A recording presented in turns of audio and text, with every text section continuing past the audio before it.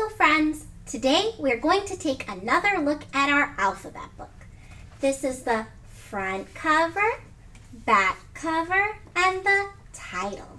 The title of this book is Alphabet Book. And this is the spine. Now, just like our big book of poems, this book also has a whole bunch of poems, but these poems are all alphabet poems. When I open it up, I see the title page. And that's just to remind you of the title in case you forgot. When I turn the page again, I see a special place called the Table of Contents. The Table of Contents tells you where to find things. Today, we will be looking at 2 letter poems for the letters C and D. Before we look at them, let's talk a little bit more about those letters. Just like you and I have names, letters have names too. And when we write our names, we use an uppercase letter. Each letter has both an uppercase and a lowercase letter. Before I write these letters down, I have something important to remind you of. This is the sky, the grass, and the ground. All right, friends, let's start with the letter C. And I'll grab my marker. When I'm writing an uppercase C, I start a little bit below the sky, curve around, and touch the ground. When I write a lowercase c, I start a little bit below the grass, curve around, and touch the ground.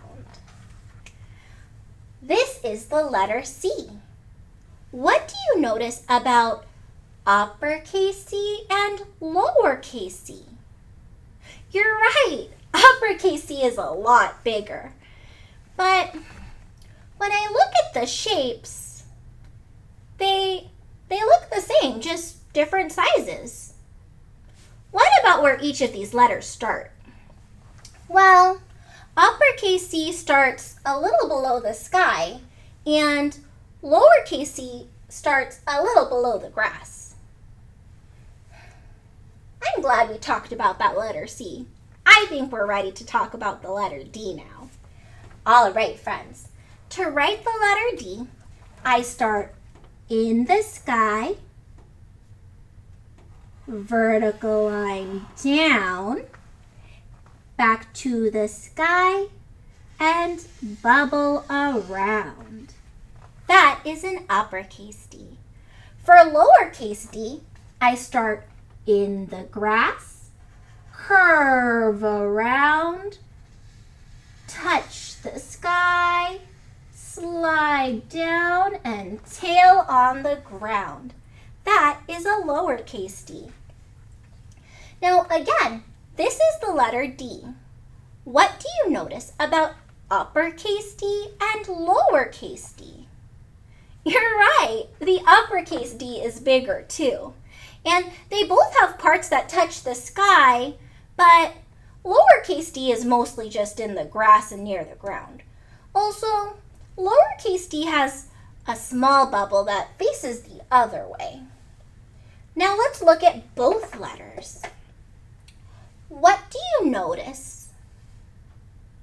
Well, I noticed that both C and D have curvy lines, but D is different because it has vertical or straight up and down lines. Also, uppercase D has a vertical line and a bubble that faces the opposite way of uppercase C. What else do you notice? You might notice that lowercase c has a curve and so does lowercase d. But something is different. What? Oh, you're right. Lowercase d has a long vertical line that closes its bubble. And I like to put a little tail on mine. Now that we know a little bit more about the letters C and D, let's read some poems about them.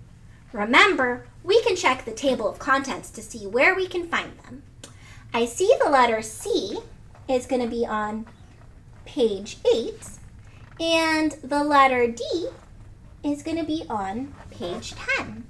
Let's look at our poem for C first and make some observations. All right, friends.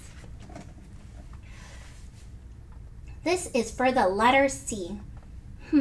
What do you notice about the illustrations on this page? What do you see? You might say, I see a cow and a cat. And the cow has a carrot in its mouth, and the carrot has a ring on the end. Is it daytime or nighttime? You're right, it's nighttime, and I know because I can see the stars. And also it's dark. What else do you see? You might say, I see a castle, and there's a man looking outside, and it looks like he's holding a cage with a bird, and there's a candle in the window, and there's some trees nearby. Maybe it's a forest. Wow, we made a lot of great observations. All right, I think we're ready to read our poem about the letter C. Ready? Can a cold canary sing? Can a carrot wear a ring? Can a cow moo when it's mad?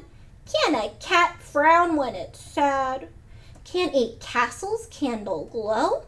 Can you tell me, yes or no?